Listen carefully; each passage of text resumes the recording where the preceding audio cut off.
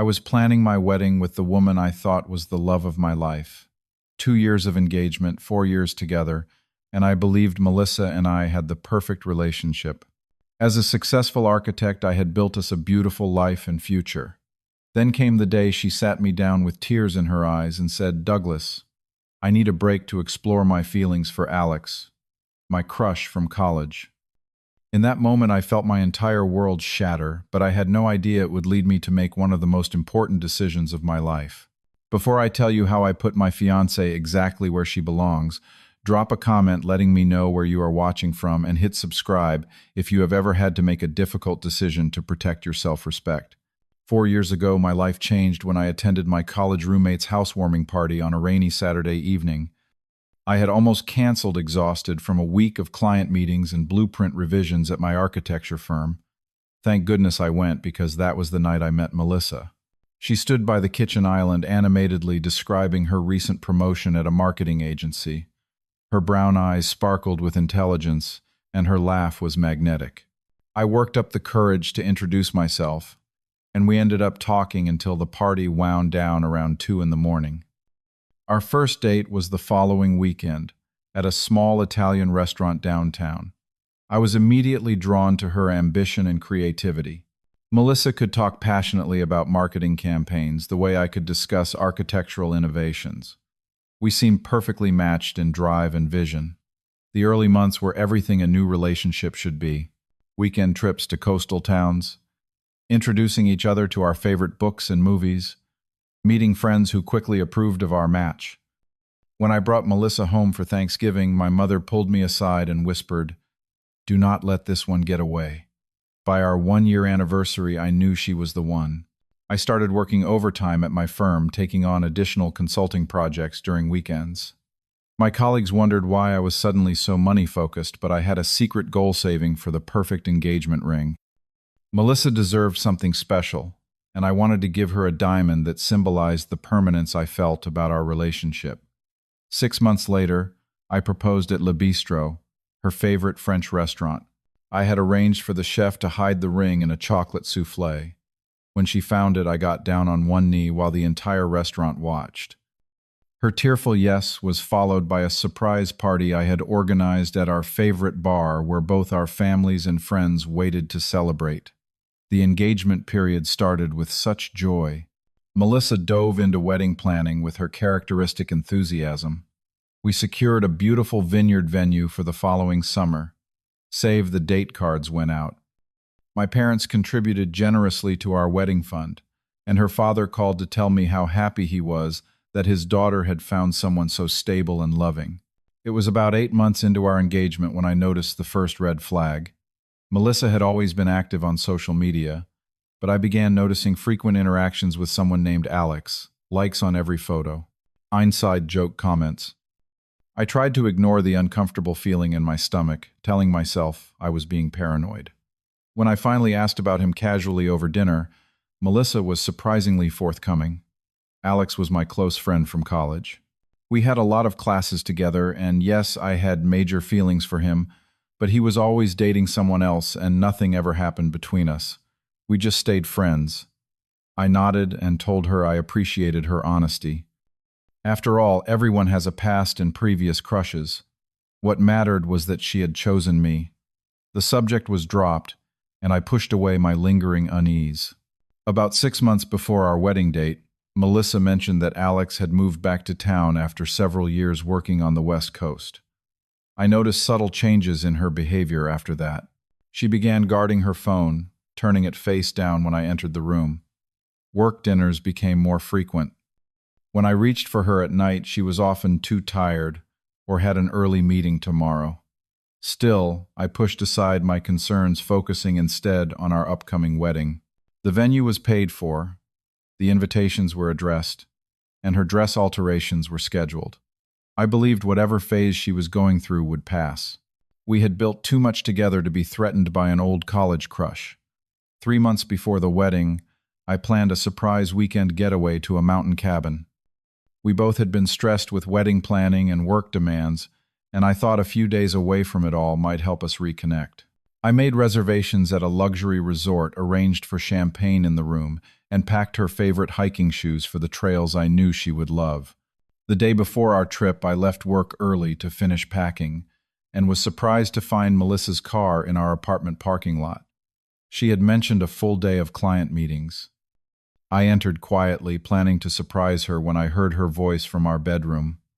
She was on the phone speaking in a hushed, emotional tone I rarely heard.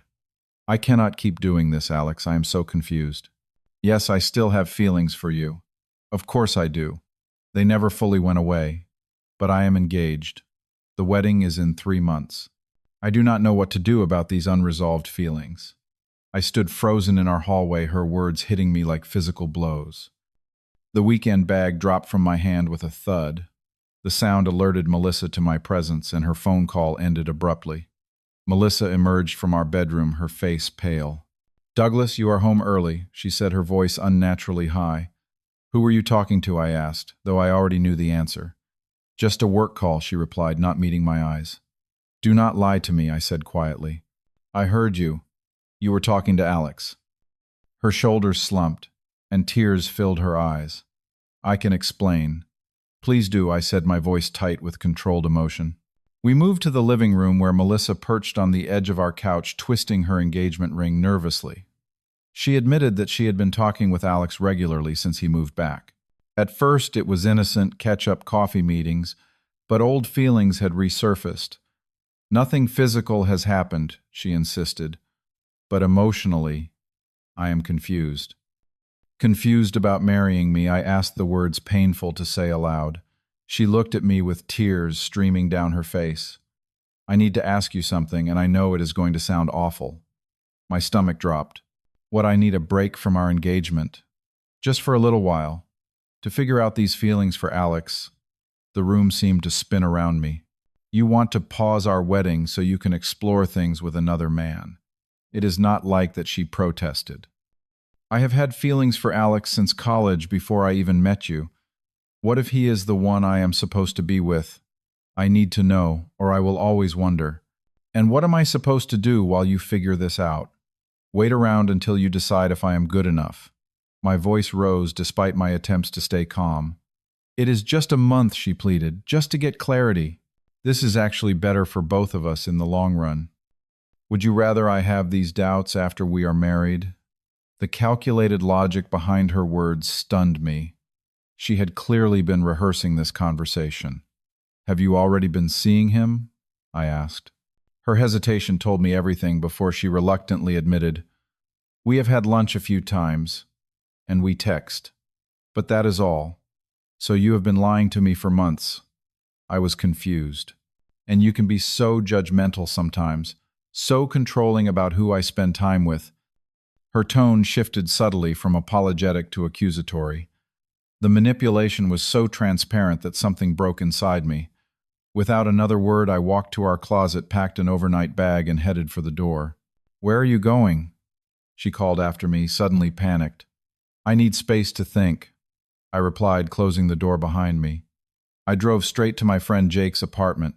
We had been close since college, and he had always been my reality check when I needed one. After hearing the whole story, his response was blunt. "She is already gone, man. She has chosen him. She is just keeping you as a backup in case it does not work out. But she says she loves me," I argued weakly. "People who love you do not ask for a hall pass to explore options. She wants to test drive another relationship while keeping you in the garage just in case." I spent 2 sleepless nights on Jake's couch, replaying our relationship in my mind. Patterns emerged that I had willfully ignored. The way Melissa expected me to change my plans to accommodate hers, but rarely reciprocated. How she dismissed my concerns, but demanded full attention for hers. The subtle put-downs disguised as jokes went around our friends. By the second morning, I had moved through shock, to grief, to anger, and finally to determination. I realized that regardless of what Melissa decided after her exploration, I deserved someone who chose me without question. Someone who did not need to test other options to know what she wanted. I deserved better, and suddenly I knew exactly what I needed to do. When I returned to our apartment 2 days later, Melissa looked surprised by my calm demeanor. She had clearly expected either a tearful confrontation or desperate attempts to change her mind. Instead, I set my keys on the coffee table and spoke with a composure that even surprised me. I have been thinking about what you said, and you are right. I am, she asked, confusion evident in her voice. Yes, you should explore these feelings for Alex. Her eyes widened. This was clearly not the response she had anticipated. You deserve clarity, I continued, and I deserve someone who does not need to question if I am the right choice. What are you saying? Melissa asked cautiously. I am saying that while you figure things out with Alex, I will be moving forward with my life. I will stay at Jake's for now and come by when you are at work to pick up more of my things. But what about the wedding? The deposits? Our families, I will handle it, I said. I will call the vendors and explain that the wedding is postponed indefinitely. I will talk to our parents so you do not have to deal with their questions. Melissa stared at me, clearly thrown by my practical approach. So you are just giving up on us, just like that, no, Melissa? I am respecting your request for space to explore other options. I am just not promising to wait around for the results. Over the next few days, I methodically separated our lives. I moved my essential belongings to Jake's spare room. I called the wedding venue and other vendors, absorbing the lost deposits without complaint. I spoke with both sets of parents, taking full responsibility for the postponement to spare Melissa public embarrassment. We are taking some time to make sure we are making the right decision, I told them, ignoring their concerned questions. It is better to be certain before taking such a big step. Throughout this process, I maintained a deliberate strategy. Instead of wallowing in misery or lashing out in anger, I focused on rebuilding my life. I joined a gym and started working out daily. I reconnected with friends I had neglected.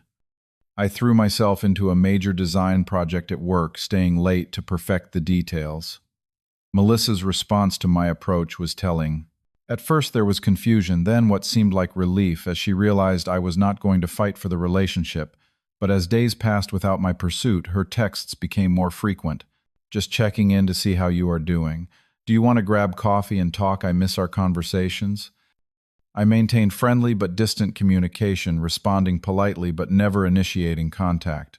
On social media, I shared updates about my work project and photos from hikes with Jake, presenting an image of someone moving forward rather than collapsing inward. Through our mutual friend Sophia, I learned that Melissa and Alex had been seen together at restaurants and bars around town. But contrary to the passionate romance Melissa might have envisioned, Sophia reported they often looked uncomfortable with awkward silences and forced conversation. Alex keeps checking out other women when Melissa is not looking, Sophia told me during a coffee catch-up. He has always been like that, you know. He pursues women who are taken, then loses interest when they become available. He likes the chase, not the relationship. This insight was not particularly surprising. In retrospect, it made perfect sense that a man who encouraged an engaged woman to question her commitment might not be someone who valued loyalty or stability. 3 weeks into our separation, my phone rang late on a Friday night. It was Melissa, and she was crying. Can we talk, please? Is everything okay? I asked, maintaining my composure. No, she sobbed. Everything is a mess. Alex is not who I thought he was. He has been distant and uninterested since we started spending time together. It is like once I was actually available, he changed completely. I listened without commenting as she continued. I made a terrible mistake, Douglas. Can we meet tomorrow? I think we can work things out if we just talk in person. I agreed to meet her at a coffee shop downtown the following afternoon. Not our apartment, not my temporary home at Jake's. Neutral territory where the conversation could be contained. Saturday afternoon, I arrived at the coffee shop 10 minutes early to select a table near the window in full view of other patrons. I wanted this conversation to remain civil, and public settings tend to enforce that. Melissa arrived 5 minutes late wearing a dress I had once complimented and subtle makeup that highlighted her naturally beautiful features. Her engagement ring, which she had apparently continued wearing despite our break, caught the light as she sat down across from me. Thank you for meeting me. She began, her voice soft and vulnerable. These past weeks have been the worst of my life. I nodded but remained silent, waiting for her to continue.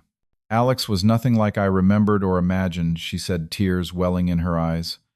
He was selfish and immature. All he wanted to talk about was himself. And when I tried to have real conversations about feelings or our connection, he would change the subject or suggest we just keep things casual. She reached across the table for my hand. I allowed the brief contact before gently withdrawing. I made a terrible mistake, she continued. Alex was just a fantasy. What we have is real. I want to come home.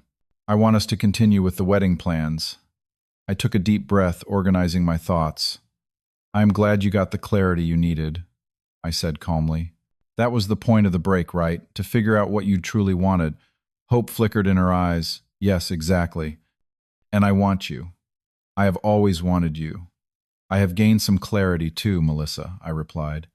These weeks apart forced me to evaluate what I truly want and deserve in a partner, and she prompted, leaning forward expectantly. I deserve someone who chooses me without hesitation, I said gently but firmly. Not someone who needs to explore other options to confirm I am good enough. Her expression shifted from hope to confusion. What are you saying? I am saying that I accept your apology, but I am not taking you back. The color drained from her face. But I made a mistake. People make mistakes. You cannot throw away 4 years because of one mistake. It was not just one mistake, I explained. It was a series of choices that revealed your true priorities. You chose to pursue feelings for another man while we were engaged. You chose to lie about your meetings with him. You chose to prioritize your curiosity about a fantasy over the real relationship we built. I will do anything to fix this, she pleaded, tears now streaming down her face. We can go to counseling. I will prove to you that you can trust me again. I believe that you regret your choices, I acknowledged. But this experience has shown me something important about us both. You need something I cannot provide, and I need something you are not ready to give. I reached into my pocket and placed a small velvet box on the table between us. Your engagement ring. I have had it cleaned and appraised for insurance purposes. The documentation is inside. Melissa stared at the box, her expression shifting from disbelief to desperation. Douglas, please. Remember our first trip to the mountains, how we talked all night about our dreams. Remember how your mom cried when we told her we were engaged. We can have all of that back. Those are beautiful memories, I acknowledged, and I will always cherish them. But I cannot build a future on a foundation that has been broken. What about the wedding? The venue, she asked, grasping for practical concerns. I have already handled it. The cancellations are complete. I spoke with both our families last week. Her shock was evident. You did. What did you tell them? The truth. That we realized we wanted different things and decided to part ways before making a mistake we would both regret. Melissa's manipulation tactics shifted rapidly, cycling through tears, nostalgia, and finally anger. So that is it. You are just giving up. After everything we built together, I maintained my calm. I am not giving up, Melissa. I am putting you exactly where you belong in my past. And I am putting myself where I belong in a future where I am someone's clear first choice. You will regret this, she said, her voice hardening. You will never find anyone who understands you like I do. Thank you, I said simply. For what she asked, confused by my response. For showing me who you really are before we got married. I stood up, left enough cash on the table to cover both our coffees, and walked away without looking back. For the first time in weeks, I felt completely at peace with my decision. 6 months passed quickly as I immersed myself in rebuilding my life. I signed a major architectural contract designing an eco-friendly community center, a project that had been a career goal for years. I traveled solo to Italy, visiting the architectural wonders I had studied in college but never seen in person. I found unexpected joy in my independence, rediscovering parts of myself that had become secondary during my relationship with Melissa. Through a volunteer program where I taught architectural concepts to high school students, I met Rachel, an illustrator of children's books who volunteered teaching art classes. Unlike the immediate intensity with Melissa, my connection with Rachel built slowly based on genuine friendship and shared values. We both valued loyalty, clear communication, and supporting each other's independent goals. When Rachel asked about my previous relationship, I shared the story honestly but without bitterness. It was painful, I told her, but I am grateful for what it taught me about myself and what I need in a partnership, which is what she asked. Someone who chooses me clearly and consistently, I replied. Someone who values honesty and commitment the same way I do. Rachel smiled. That seems like a reasonable expectation. Looking back now, I can see that Melissa's request to explore her feelings for Alex was actually a gift in disguise. It revealed a fundamental incompatibility before we made the permanent commitment of marriage. By putting her exactly where she belonged out of my life rather than at the center of it, I created space for genuine happiness and authentic love. Sometimes the most difficult decisions are the ones that ultimately set us free. Choosing self-respect over comfort, truth over illusion, and future potential over past investment is never easy, but it is always worth it. Have you ever had to make the difficult decision to walk away from someone who did not truly value you? Share your experience in the comments below. And if this story resonated with you, please hit like, subscribe, and share it with someone who might need to hear that choosing your self-respect is always the right decision.